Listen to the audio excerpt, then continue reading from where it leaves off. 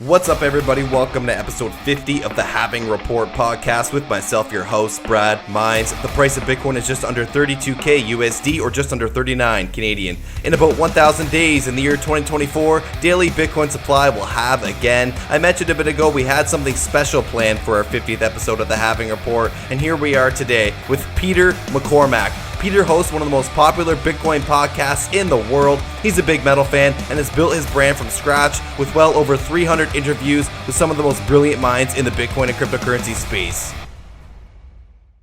Thanks for coming on episode 50, Peter. So much happening in the space every day. So, I do my best to keep my people up to date. So I appreciate you coming on and, breaking things down for us.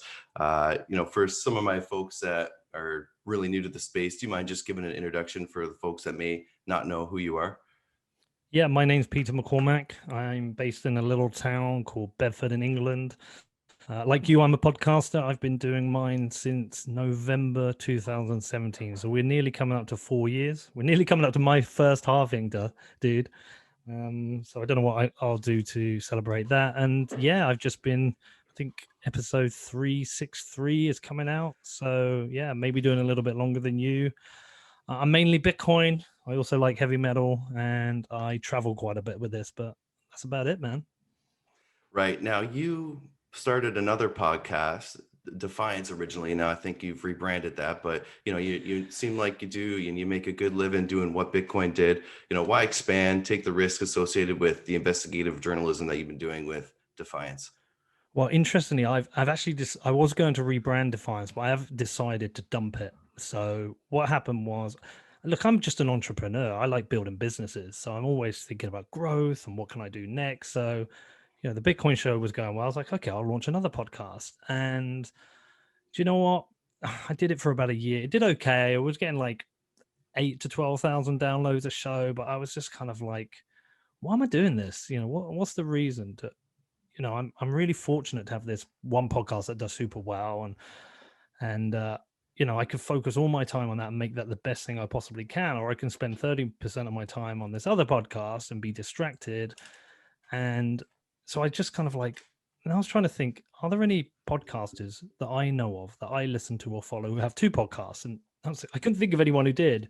So I talked around to my team. I said, look, what are we doing here? It doesn't contribute a lot to the revenue. The Bitcoin thing's going well. Like, do we really need this? So yeah, so we decided over the last couple of weeks that we're going to dump it. We're just going to focus on what Bitcoin did and put all of our energy into that. Oh, that's really cool. I didn't know that. So, Yeah. what Bitcoins did is doing awesome. I mean, you have, all your reported numbers are online on your website, and you show a great deal of transparency. What is that something super important to you, or like, why did you decide to is that common practice, or why did you decide to make it so transparent like that? Yeah, it's just something I've always done when I've had businesses. So when I launched my advertising agency, when I first sat down with my business partner, what we did for our website, we made our website a to-do list of launching a company. Everything: find an accountant, find a lawyer, hire staff, come up with the website design. So what we did is, like, every time we did a stage, we made that thing a link, ticked it off as done, and created a blog post. So it was like a complete transparency into creating that business. And I just like transparency. It does come with trade-offs, dude. So what happened when I got my first check for the podcast? I was aware of this other podcast, Entrepreneurs on Fire, and he did a similar thing. He used to provide income reports. And just we're in an industry full of scammers and whatever. I was like, I'm just going to be completely transparent. I think my first 3 months, I just put the amount up, and then from there, the full report. This is what I've done. This is what I've learned. This is what worked, and this is what hasn't. And mainly people were on board and they liked it. Some people were confused, like, "What the fuck are you doing this?" But then, like, as the revenues grew, there was like it came with that trade-off where it obviously triggered some people. People are like, "Well, a podcaster doesn't deserve to earn this much money," or and it's minor, very small amount, but it did create some kind of negative feedback. So I have been questioning recently, should I be doing this? Like, what is the benefit? I mean, I like providing it, but I just know sometimes maybe it triggers people. How did you come up with the name of your podcast? Yeah, that's a funny story. So I was out in Los Angeles staying with my friend Justin in Venice Beach, and we were just hanging out. And I was like, "Dude, I'm going to launch a podcast." And he was like, "Yeah, man, you should do it." And so we were trying to come up with a name. We were sat out on his deck drinking beers, and we're like going through all these names. And he was like, "You should call it the King of Bedford." And I was like, "No, that sounds dumb. It's got to be something to do with Bitcoin." He was like, because I got into Bitcoin because a couple of times. The second time I came back, the proper time was, when my mum got sick. I've told the story a bunch of times. I don't need to keep telling it, but it needs to be about like what Bitcoin has done for my life. And it's like, yeah, because what Bitcoin's done a lot of stuff here. Yeah, and I was like, yeah, and this, did a lot of things for other people. And he was like, yeah, something to do with what Bitcoin did for people. And I was like, yeah, man, let's come with what Bitcoin did. So, I mean, I can't remember the exact conversation, but it just came out like that. I was like, yeah, fuck it. And it just seems to be, I don't think I appreciated how good the title was at the time, but actually it's a really good title because you can see interviews with people and they talk about Bitcoin. They're like, what Bitcoin did was open up the economy here. What Bitcoin did was allow people to do this. And like, a lot of my stuff is telling stories of what Bitcoin did in El Salvador, what Bitcoin did for Jack Mallers, what Bitcoin did for me. So I think it turned out to be a better name than I really anticipated. I kind of got lucky with it, dude. That's awesome. I love the name. I've witnessed you develop your security around Bitcoin and developing your knowledge around securing your Bitcoin, and just how is your security in regards to Bitcoin as well as internet, just general internet security. How's that developed since you've taken the orange pill, so to speak? Yeah, it's a really, really good question because I always talk about this. I'm not a very technical person. I'm a creative person. I like designing things. I like telling stories. I like just sitting down and letting my mind wander and come up with creative ideas. When it comes to technical stuff, not only do I find it boring, I struggle with it. Someone can explain how something works. Someone could explain to me how mining works. I can have that explained to me 10, 15 times, and I still struggle to explain it myself. My brain isn't wired that way. But it's like with Bitcoin. You got to protect your Bitcoin. Like the basics of a hardware wallet are fine, and the basics of a multi-sig. But my ability to build myself the same level of privacy as someone like Matt Odell or Jameson Lopp is not going to happen. I can't do it. I'll make mistakes. I'll forget things. I'll fuck up. So what I've had to do is come up with what works for me, right? And what worked for me was using Casa, but I have to think doubly. I am I don't mean in any kind of arrogant way, but I am like a personality in the space, right? I travel. People know who I am, and I'm a Bitcoiner. So my Bitcoin security in terms of where it is has to be super tight, right? So I did take up Casa multi-sig, and I've distributed my keys into really like far places from where I live because I have to put myself in a place where it's just not accessible, not even with a car ride. Like I think for me to move Bitcoin from my Casa setup requires, I think it's 4 flights to do it. And I'm perfectly comfortable with that. Yeah, and that's the safest thing for me to do. I was even thinking of like fully publishing on my website. Here is my security practice. This is my Casa setup. My keys are in X countries. These are the flights we have to do it. If you're thinking of coming and rob me, this is what you have to think through. You have to think through this process. It's going to take multiple days. We're going to have to take multiple flights because I don't want the $5 wrench attack to be something I have to deal with. It's like, look, this you can march me to a cash machine. I can get out £500 for you, but if you want my Bitcoin, like, you got to be prepared to go on multiple flights with me and spend a few days doing this. So I was thinking of doing that, and I'm still looking at the trade-off of whether that's a good or a bad thing to do. Look, I've explained it on your show anyway, but I have been thinking about that because it is a risk. What about just general security as your podcast has grown? Like, has your Instagram or Twitter account for what Bitcoin did been a target for attack? Yeah, look, and there's a range of attacks, and there's a range of things going on. So the most common one is people just creating fake versions of my accounts. I must get like 15 messages a day from friends on Facebook or Instagram or whatever saying, is this you? Like, is this you talking to me? I'm like, no, it's not me. And they're scammers and they're trying to get people to sign up to trading accounts or get people to sign up to like a mining scam. And look, I know one of my neighbor fell for it. He lost 3,000. I know another person lost $800, and it's just like the worst thing about it is I'm wondering how many of my friends are getting spoken to by somebody thinking it's me and thinking, "Fuck off, Pete! Stop trying to sell me shit. Like, go Yeah. away." It's annoying and embarrassing. So that's how people kind of leverage me to try and attack others. Mm-hmm. You know, there are clear social attacks. I recognize what they are. They're pretty obvious when they happen. And that's why I've put in this like procedure whereby I just can't get to my Bitcoin. Like it's a nightmare, and I'm cool with that. You know, I sometimes don't buy as much. I need to for me to then go and sell some super difficult if I ever like have an emergency.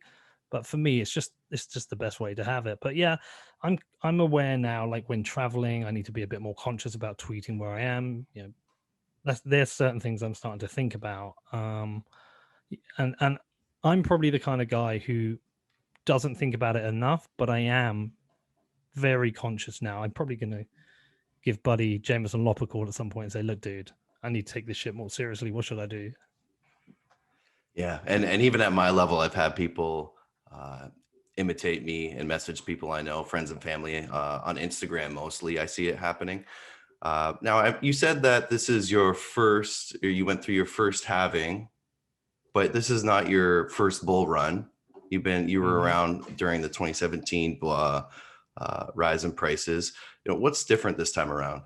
Actually, I was around through the 13 one as well, because that's when I first got into Bitcoin was Silk Road.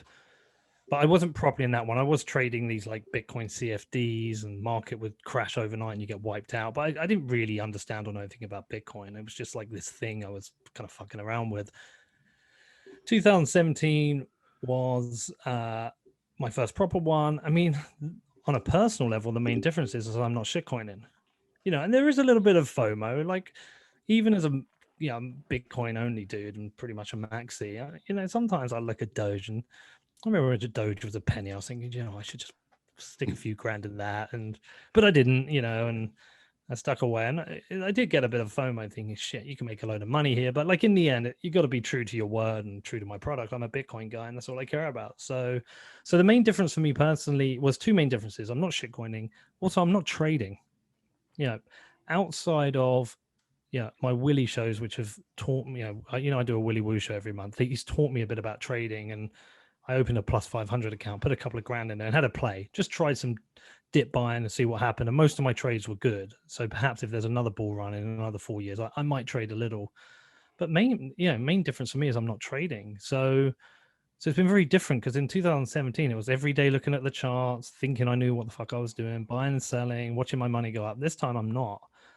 And therefore, in some ways, the bull market has had it's like two different experiences. Firstly, it's been brilliant in terms of the podcast. It's doing over 1 million like downloads a month, which is awesome. Great interviews, getting access to incredible people, a lot of interest in the show, a lot of interest in me, which is really humbling and overwhelming. But there's this other side where my emails every day are like just flooded, and I don't mind emails from listeners. I'm talking about just people offering me shit guests for the podcast who are completely inappropriate, and they like copy and paste emails. It just wastes time. People getting in touch and saying, will you support my token? It's like, how the fuck do you not know I'm not interested in this? The amount of spam I'm getting on Twitter, on YouTube is relentless. So in some ways, I prefer the bear market. I prefer the day-to-day calmness of the bear market. I just enjoy the opportunity that comes in a bull market. Yeah, I tend to agree with you there. It's too much is happening in the bull market for me to keep up. It seems like, even though it seems like the price has been stagnant lately, it seems like so much is happening. Most notably El Salvador, and you just had an interview with the president of El Salvador. I'm about halfway through that so far, and I'm wondering if you can just give my listeners a rundown of kind of what's happened in El Salvador and What role have you played along the way? Well, dude, firstly, how surreal is that? I mean, look, how long have you been doing your podcast? Since 2020, so not very long. All right, so just what, about a year? Yeah, a year. It's Yeah, over a year and a few months. and it's a bit of a hobby, right? Correct. Yeah, what if I told you in 3 years' time you're going to sit down with the president of a country who's made Bitcoin legal tender and you're going to get the first interview? It's interesting to see how this is going to take effect, and you already see other countries, right, joining in, or other politicians rather, kind of putting the laser eyes on Twitter. I've seen. Dude, it's just the whole thing Yeah. is just doesn't make any fucking sense, really. I mean, it makes total sense, but it's hard to really comprehend it and get your head around it. I've talked about this before. Like you get people talk about hyper Bitcoinization. I first heard about like 3 years ago. I think I read a Pierre Rochard article, and I was like, yeah, whatever. Yeah, that sounds great. What, the world's gonna have Bitcoin as a reserve asset? Yeah, come on. Anyway, give me a 20x. So, like, I just never took it seriously, and over time, I learned more about Bitcoin, and I became more bullish on it, and I started to think, okay, this kind of does make sense, but come on, like, we're getting companies, that's great. We're not going to get a country. And then I get a phone call from Jack Mallers. He's like, Pete, what are you doing in a couple of weeks? I was like, nothing. I was like, I'm going to go to South America because I need to go somewhere for 2 weeks so I can get to Miami. He's like, do you want to come back to El Salvador? I'm like, yeah, fuck yeah. Why? What's going on? He's like, well, you have to sign an NDA, which I signed. And then he was like, yeah, El Salvador is going to make Bitcoin legal tender. And I was like, what? Fuck off. And he was like, yeah. I was like, sign me up, brother. I'm there. I mean, I first knew about the country, what was going on there. God, back in December 2019, I was in Uruguay at the BitConf. And I walk out the front of this building. We're about to get a bus somewhere. I can't even remember. And Michael Peterson comes up to me and he's with this Salvadoran and his son. He's like, "Hi, Pete. Love the podcast. I'm working on this Bitcoin project now, Salvador. We're trying to help kids avoid gangs and giving them jobs and paying them in Bitcoin." I was like, "Oh, cool. Sounds interesting." He's like, "Yeah, like, love to tell you more about it." I was like, so I get out my phone and I'm like, "Where's El Salvador?" I'm like, "There." And I'm like, "Okay, like, how do I get there?" I was like, "Right, fly to Panama and then Panama to thing." I was like, "All right, cool. I'll be there in 2 days." So I booked my flights, flew out there, and I saw this project, right? And dude, it was like a basic project. It was like Scouts. You turn up with all these kids, they got paid their Bitcoin on wallet of Satoshi. They've been cleaning up rivers and doing lifeguarding, and there were like 3 places that accepted their Bitcoin. It was a papuseria shop and some, maybe like a hairdressers or something. And it was cool. It was cute, but it was like, whatever. Yeah, not to be like hugely dismissive, but it's just like, yeah, this is cool what you're doing. Great. Tell me how you're getting on in a few months. And then, I go back to El Salvador in, I think it was February, but only to the capital. And then I headed home. And, apart from a trip to Turkey, that was my last trip before COVID hits. And then, we fast from March 2020 to 6 weeks ago, and I haven't been anywhere. And I've stayed in touch with Mike, and I did an interview with him and Jack and Miles Suter from Square and talked about what was happening there. And he was like, "You got to get back out here." And I get back out there with Jack, and like the whole thing's changed, dude. This little town of El Zonte, everywhere you go, there's pay with Bitcoin. I mean, it's only a little surf town of 3,000 people, but there's also a couple of places up the road in El Tunco, and then there are like some places in San Salvador. So the thing's just expanded and become a lot more real. And then obviously we have the news that the country's about to make it legal tender. And like, I know this, and I'm going to Miami, I'm sat on my hands, and then they make the announcement, and here we go. It's fucking real, dude. Now, did you approach your interview with the president of El Salvador any differently? That's a good question. Yeah, I did. There's a lot to, yeah. People criticize a lot of interviews. I don't know if you get much criticism, but Eric Weinstein's a perfect example. You go onto my YouTube, half the people are like, "Pete, this is rubbish. You're too low IQ for Eric. He needs to be with somebody else." And then like the other half are like, "Pete, you did a great job. Eric needs to make it simpler to understand." And then like everything in between. So sometimes it's hard to please everyone. Uh, I actually got that Eric Weinstein one wrong. I should have let him talk more, but you learn from it. Like interview is a craft. I'm sure you are a better interviewer now than you were a year ago. You learn about it, right? And so approaching this one, I was like, fuck, this is probably going to be my biggest show ever, if not way up there. What do I need to do? What do I need to do with this interview? Well, I need to make sure I cover as many bases as possible. I don't want to go in hostile and combative as I was with Weinstein, because that actually ruined it by being too combative. I wanted to be open and welcoming and just let him talk. Let everyone hear what he's got to say. And then in future, I can go back and do a more detailed one. So with this one, I actually consulted a couple of people. I spoke to Alex Gladstein. I spoke to Nick Carter. I was like, got this interview. Any topics you think I should approach? And they gave me some ideas. I had my own ideas. I put it all into a structure. And another thing I did is, having watched the Lex Friedman one, I noticed he had like a page of notes. I was like, I'm going to take notes into this one. I'm not going to have my laptop, have a page of notes. And I was going to keep it super simple and super basic. Also, because I know a lot of people are going to watch this who aren't Bitcoiners. It's El Salvadorans. Sorry. People in El Salvador, you call them Salvadorans. So Salvadorans are going to be watching this and maybe know nothing about Bitcoin. So it had to be super simple and super basic. And there was a lot I wish I'd touched, but I didn't touch on. And yeah, like did the interview, and it's almost universally great feedback. I mean, there's still a few people who are pissed off that I've worn ripped jeans and like a Pink Floyd shirt, but I mean, that's kind of minor. Most people have like, it's probably the best feedback I've ever had on a show. And I think that's because I prepared well. I thought about it a lot. I thought about what I wanted the product to be, way more than I have done before. And that's going to influence future interviews. I want to care for every product like that. So yeah, I tell you, I tweeted about this earlier because I saw on the video, my posture is really weird and I'm not upright. And somebody commented on that on YouTube, and the thing was, right, dude, I've had this fucking back issue for about a year. Got a herniated disc, and when I was in Miami, I had an epidural, and it totally changed things. It was really good for me. I can move again. But by the time I got to El Salvador, it started to get bad again. On the day of the interview, I woke up in pretty much agony.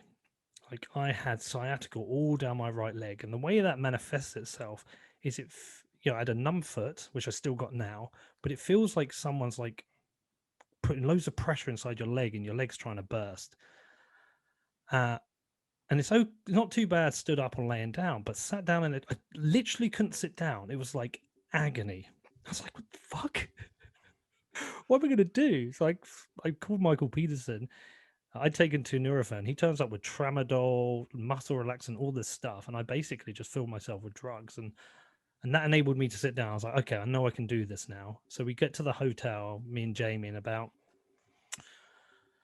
half an hour before we left, I took the drugs again. But in the taxi, I have to lay down in the back. I can't sit down in the car because the drugs haven't taken effect. So I'm laying down on the back seat.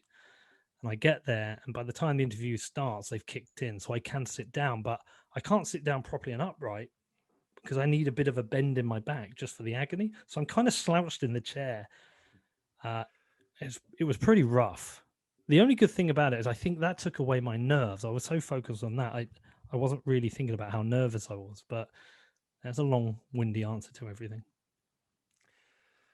When new people are coming into the space, sometimes it's hard to get them to focus directly on Bitcoin. So this kind of question is for those people, like Bitcoin dominance right now is, according to CoinMarketCap anyways, 46%, Ethereum is 16%. Is it not reasonable to hold a basket of cryptocurrencies, or like, how do you see that? I mean, I don't care. People should do what the hell they want. And if you time it right, you can make more Bitcoin trading altcoins. But trading's hard, man. Most people lose money. And, the best decisions I've ever made is to keep buying Bitcoin, being patient and holding it. And that's been life-changing for me. So yeah, I mean, I could trade. I could have bought 10 grand of Doge at the bottom, and that would have been like $1 million or something ridiculous now. And I didn't. And so what? I missed that opportunity. But for me, I prefer to focus on what I'm good at, which is building businesses, earn money, and buy Bitcoin, and just stack and hold that. And you only have to look. You only have to get through one cycle, and your life's going to change. That's all you have to do. One cycle. And so, look, I don't care if people trade shit coins. I would advise people not to. I'm highly critical of them. I support people's decision to trade them if they want. They're just not for me. Now, sometimes I'm pretty sure I've heard you say that, compared to other coins, Bitcoin becomes more decentralized over time. Yeah, because it was a concept I tried to get my head around. In that, I think Bitcoin is the only meaningfully decentralized protocol, cryptocurrency protocol, and I think it does that for a couple of reasons. Just it has network effects, so many people are running nodes, but also it has the way it's set up in terms of the developer ecosystem, how the BIPs work, yada yada. And I know a lot of other projects are similar. So when I hear other people say things like it was really for an Ethereum, people say, well, Ethereum's decentralized. And I heard this statement, I think it was something like Carl Samani or someone else said, like, decentralization is a spectrum. And I was like, ha, okay, great. So where are you heading in terms of decentralization? Because if you ask me, Bitcoin is always heading directionally to become more decentralized, more nodes, more developers. The stuff they're trying to do with mining, what's that thing, Strata V2 or whatever. Like, people are always working on things or ideas to decentralize Bitcoin more, and anything which centralizes it, whether it's mining council or people or influence, people to like fight against it. Keep this shit as decentralized as possible. So I say directionally, Bitcoin is always becoming more decentralized. Now, listen, at some point we might have a block size increase, so that might be put us back a step on decentralization. But if you look at something like Ethereum, I would argue it's becoming directionally more centralized. The amount of things that you can do on Ethereum, it creates a massive load on the blockchain. So look, there's an argument about I say you can't run an Ethereum nodes. People say you can or you don't have to. It's very difficult to run an Ethereum full node. You can't. It's not like Bitcoin. You can just buy a laptop and download the blockchain. And I know some people listening, it might be ETH heads go, no, you don't need to do this. You like whatever. I would argue that Ethereum is more centralized, and directionally there's like, when they talk about wealth inequality, a widening gap between the rich and the poor, I think there's a widening gap of decentralization between Bitcoin and Ethereum. So that for me is like a very important point of why Bitcoin stands head and shoulders above it.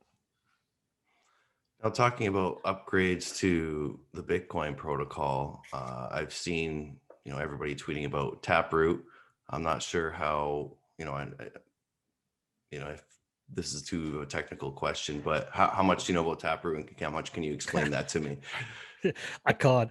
I did a show with Andrew Polstra about it. One of my favorite people to interview is Andrew Polstra, because he does these super intellectual explanations, and most of the time I've got no idea what he's talking about. And we did a Taproot show, and I think about 45 minutes in, I was like, Andrew, I've got to be honest, I've got no fucking idea what you're talking about. Like, how do I use this? And he was like, well, you don't really. This is just for devs to create devs tools. Honestly, all I know is that in terms of like cryptography, they used to use some kind of some elliptic curve thing. You probably know more than me.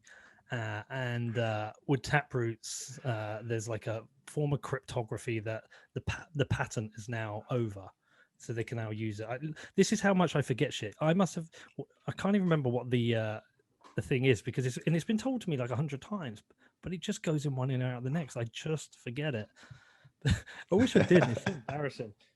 All I know is like some of the cryptography is changing. It's going to add some privacy things, yada yada. But honestly, you want to ask Matt Odell about that stuff. Now, everyone is paying a lot of attention to what Elon Musk says around the Bitcoin cryptocurrency space. A lot of people, a lot of people were euphoric when he announced that Tesla would accept Bitcoin, and then got an opposite reaction when he said that for environmental reasons, he's going to stop accepting Bitcoin. What was your reaction to that? And if I'm not mistaken, I don't know if you've had a couple butts with Elon on Twitter, or I think he responded That's to the one of one. your threads. Like what Yeah. happened there? What's been the extent of your interaction there? I mean, yeah, he tweeted to a thread. He probably doesn't know who I am or care, and it doesn't really matter. I mean, the thread I wrote, the Dear Elon 25 tweet thread, whilst it addresses him, I don't expect him to see this, right? This really is for everybody else. Is to explain something. I was down in El Salvador with Jack. The country's about to make Bitcoin legal tender. There are people who've worked on Bitcoin for years. They've been in civil wars. They've spent nights coding. They've solved hard problems. They've tried to create this amazing decentralized form of money. And, Elon comes along and just starts throwing his weight around, like questioning block sizes. And not only did he do the kind of rug pull on the energy side, but it was the fact that he would then tweet about Doge all the time. And I was just like, I was so fucked off because I was like, mate, there's people down here trying to bring economic freedom to this country, and you're making things harder by being a moron. Um, you could put it out there. You could say, look, I want to learn about Bitcoin. Who's going to help me? Everyone in the Bitcoin community put their hands up, and he could have a round table. He could have Adam Back there. He could have Peter Todd there. He could have like any Jameson Lopp. Anyone he wanted would go, I'll fucking turn up. It's Elon Musk. And they could explain him everything that's happening with block size, and he could learn it. But does he do that? No. He reaches out to Doge devs and criticizes Bitcoin. I was like, fuck this. This is pissing me off. But like I say, I wrote the thread, but I wrote the thread more as to everyone else, just as an expression of opinion. Like there's real hard work being done, real problems being solved that brings economic freedom to the world. And to then be, spreading misinformation about Bitcoin mining and then promoting Doge, I think it's poor form and disingenuous. Look, free market. He can say what the fuck he likes, and I can say what the fuck I like back. I didn't expect him to reply, and oh my god, what a 48 hours that was. My phone literally melted. I got about 100,000 followers off it. Yeah, it was mad. But look, whatever. I mean, I'll still keep ragging on him, and and hopefully he'll stop. I hope he stops the Doge thing. He probably won't because he's probably stubborn. He wants to troll people, but I just think it's a real shame. A lot of people are going to lose money on that Doge thing.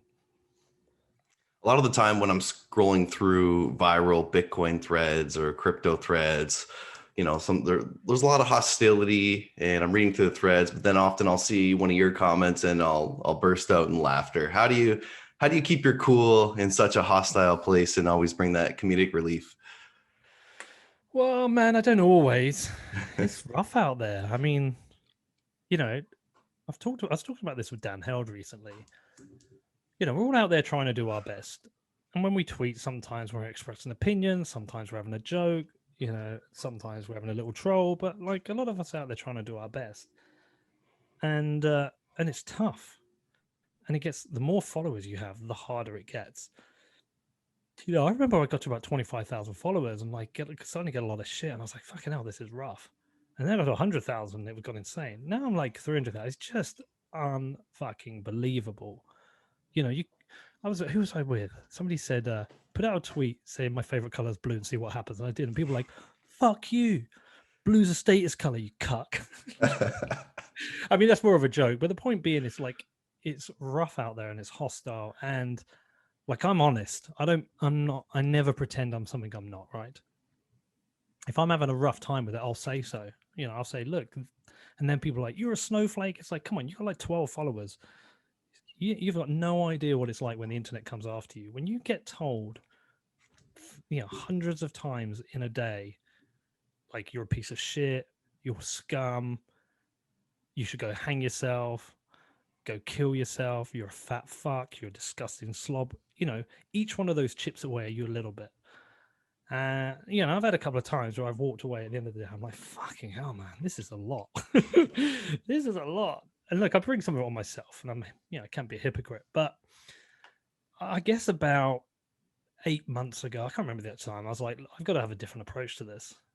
Like, I've got to change the way I deal with it. So I was like, I just decided to lean into it. So when people are like, you're a spook, which is the most stupid accusation ever. Like, I changed my name to Peter McSpook on Twitter.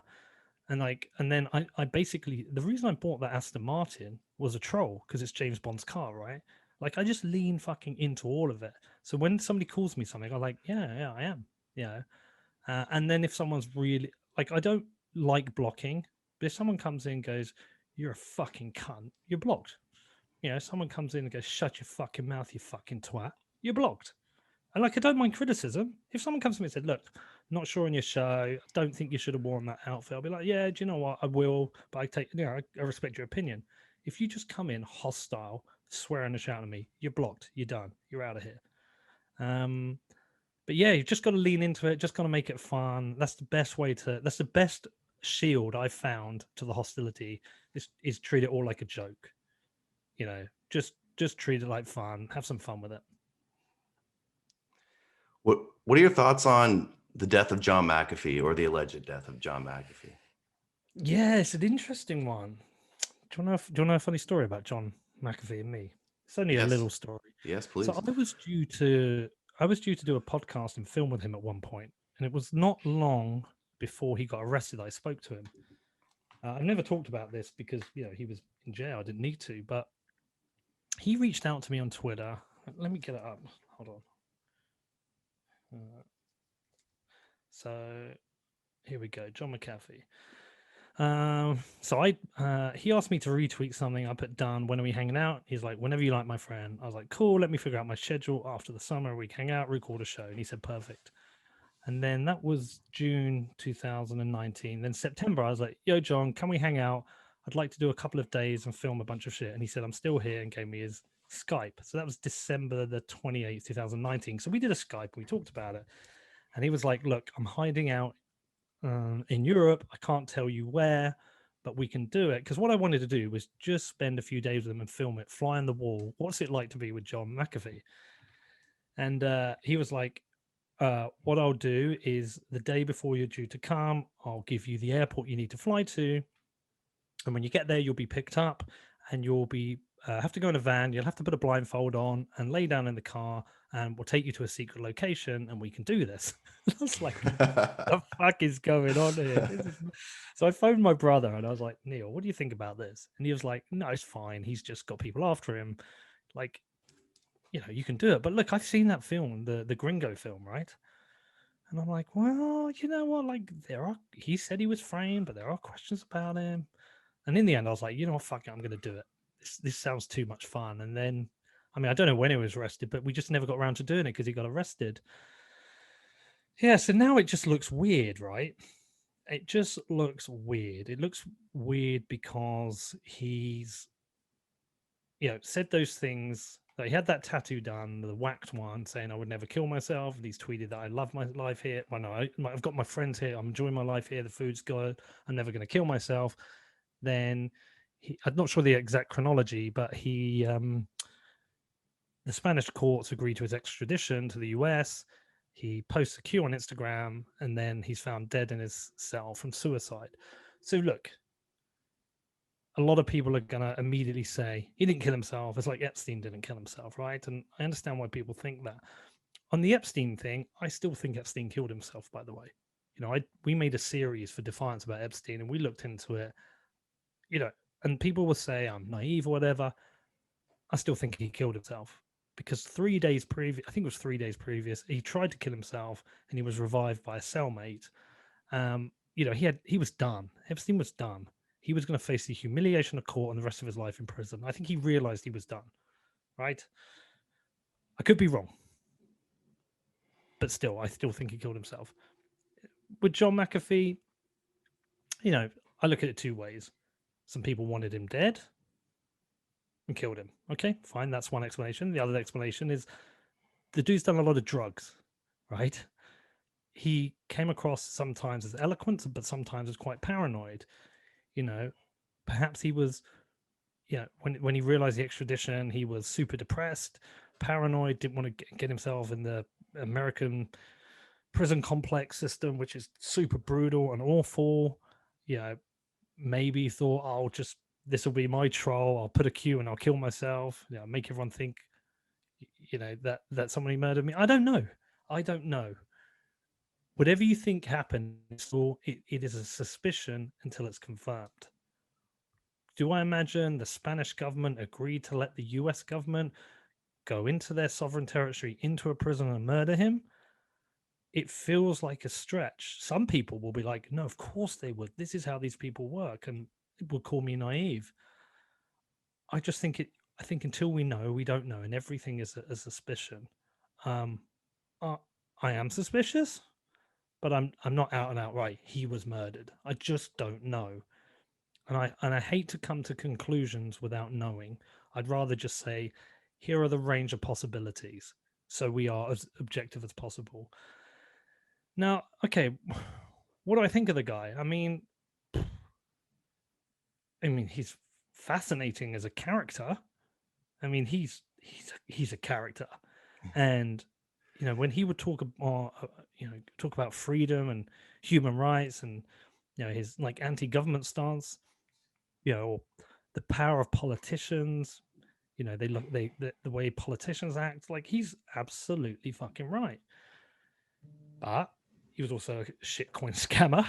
I heard a lot of bad things. There's a lot of bad things that said about him with regards to his antivirus business, some of his practices.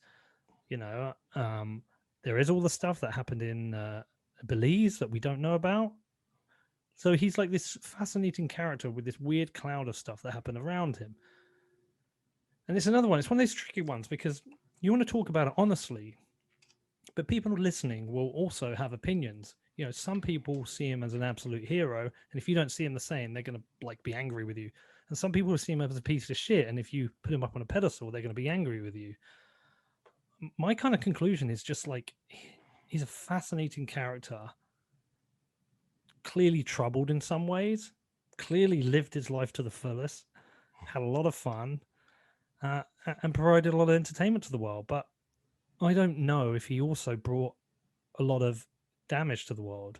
I don't know if he harmed people, made some certain people's lives miserable. I just don't know any of this stuff. And also, I'm thinking quite a bit about his wife, Janice. Everyone's talking about him online. Her husband's just died. I'm pretty sure they're married. So I don't know. Like, you asked me what I think. I think a lot. There's a lot of things going through my mind about him. But I definitely miss him. And I'm sad I never got the chance to meet him and hang out with him. Yeah, I haven't seen Janice say anything on Twitter yet or make any remarks. I know his campaign manager, Rob Loggia. I've had him on my podcast twice. He's been banned off Twitter. I don't know when that happened. So I'll be interested to see what Janice has to say. I'm pretty sure they are married. So I shot her a DM last night just to say, look, I'm really sorry. I hope you're doing okay. Because she always seemed quite nice. Mm-hmm, mm-hmm. And what she says will go a long way, I think, in where people believe kind of what happened here exactly. I mean, I tend to, take the majority stance that he's passed away, which, I posted my RIP John McAfee with my picture of him in Thailand when I met him there. And Wow. and like you said, I've gotten mixed responses. Like, some people are like, oh, hasn't he done this? Hasn't he done that? And then other people I get sympathy from. So like you said, he's a mixed character. Yeah, this is one of those things that I've learned from doing the podcast, is that if you're absolute about anything, you've got to accept there's going to be people who massively disagree with you. And I think the best thing you can do in these situations is lay out the full picture and just say, look, this is the full picture. Did he scam some people? Potentially. Did he do some shady business things? Potentially and probably. Did something weird go down in Belize? I think there's unanswered questions in that. Was he an interesting character? Fuck yeah. Did he seem to have good ethics? Certainly, if you're more on the anarchist libertarian side, yeah. Was he a Bitcoiner? He didn't seem so. He just seems like a guy who wanted to make money, and if Bitcoin was it, he'll do it with that. And if it was, yeah, any form of shitcoin, he would. I just think you need to look at the whole picture and see him for who he was. But he was definitely a character and definitely entertaining, probably highly flawed in some ways, and really cool in others. Yeah, definitely. I agree with all of that. Peter, I'm going to thank you for your time today. Ask you if you have any, my pleasure. If you have any closing comments or questions, if not, maybe just let the audience know where we can follow you and learn more. Well, listen, brother, you've supported me for a very long time. We've been I'd say Twitter friends for a long time, and you've always had my back. You've always been in my corner through good times and bad. So, firstly, thank you to you. Good luck with your podcast. I'm glad you're doing this. Don't know, closing comments, man. Everyone be kind to each other. Yeah. Hopefully you can beat Germany on Tuesday. And listen, look, if you want to check out my podcast, it's whatbitcoindid.com. Google What Bitcoin Did, search for it anywhere, you'll find it. I'm on Twitter. I'm at Peter McCormack. Sadly, my DMs are closed these days because it just got out of hand. But if you tweet at me, I'll try and reply. But look, just appreciate you having me on your show, brother. Now, are the DMs closed for people that follow each other? Like, I can still DM you, right? If we follow each other or we've DM'd in the past, they're open. Yeah. It's just for new people. I was literally getting hundreds a day. It's just you literally can't get through it. And I thought it was worse to have DMs that I didn't reply to than I just didn't want that. So I'd rather I didn't want people to think I was ignoring them because I like to reply to everyone. So I like your America hat. Have you been to Canada? Have you been to Canada? I have. I you? have been to Canada. Yeah. So, about 6-7 years ago, I flew to Calgary, hired a car, and I drove up to Vancouver via Salmon Arm, and then I drove to Kelowna, back to Calgary, up to Jasper, down to Banff, and then home. And I had a most amazing time. Beautiful. Amazing. I lived in Calgary for just under 4 years. I moved back to Ontario just under 4 years ago. So wow. Beautiful. I've done the same drive. It's absolutely gorgeous.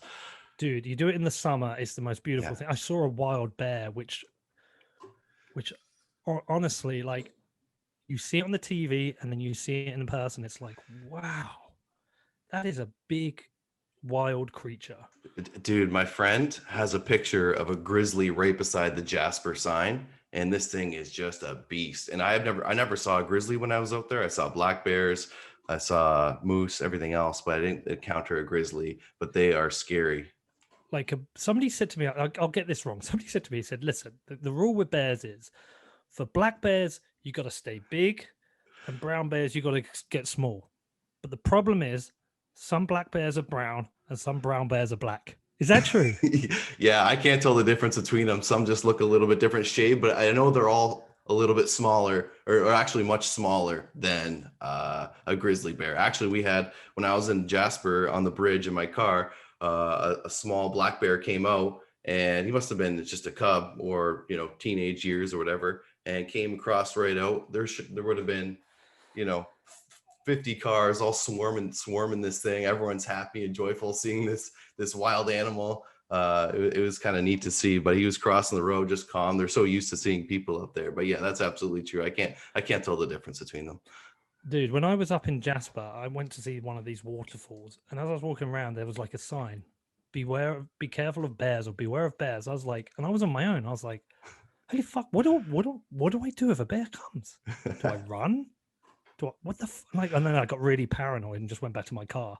Like, I don't want to see a fucking bear on my own in the middle of nowhere. No. But no, I loved it. I want to get back to Canada. I want to take my kids. But unfortunately, you've got a moron of a president at the moment who's destroying your country. Justin Trudeau? Yeah. Not a fan, man. No? No, I think, I don't know, man. I feel like I've spoken to a lot of Canadians who aren't very happy at the moment. Yeah. Yeah. I actually met him just briefly in Niagara-on-the-Lake, near Niagara region. And I asked him if he had heard of Bitcoin. I think this was just a few years ago. And I had maybe like 10 seconds with him. He said, yeah, he was aware of it. Someone really close to him was a crypto fanatic. And that was pretty much the end of it. And he got taken away in his SUV with all his security guards. Yeah, dude, I need to go to Niagara. You've got a London by Niagara Falls, haven't you? Yeah, it's about 3 hours west of here. But yeah, I work in Niagara Falls, so it's a beauty that I take for granted here. You should definitely come if you haven't come this way. Holler if you do. I'd love to, man. I will. I'll bring my kids. Well, listen, I appreciate you, man. And look, stay in touch. If you ever need anything, you know where I am. Awesome. Thanks, Peter. Peace out, dude. Cheers. Thank you for listening to episode 50 of the Halving Report podcast. Please hit the like button, leave us a comment below, subscribe to the show, and we'll see you back next time.